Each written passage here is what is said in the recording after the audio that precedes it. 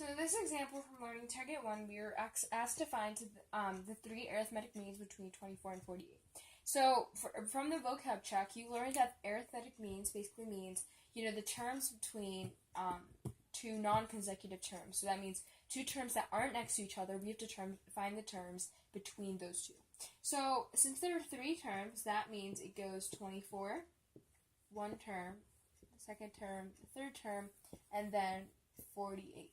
So you may wonder, how do we get from one term to the next, because we don't, or how do you find the other two terms if you don't know the terms before it? So basically, to figure that out, you need something very important called the common difference. So we know that is how we get from one term to the next in an arithmetic sequence. So it's important to remember that it is a common difference because it's an arithmetic sequence.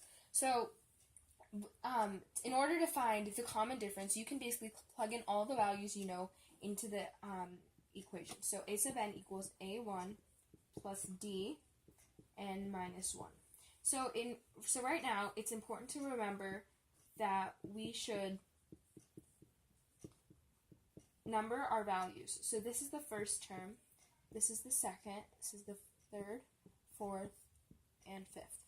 So to find d, we can plug in the values we know. So you may wonder, well, we don't have an a sub n, but we actually do. So we can use this term, which is actually a lot of information because it is telling us that the fifth term is 48. So we can plug that into our equation. So normally when we'd have to figure out the fifth term, we actually know that information so that we can find the terms that go up to the fifth term.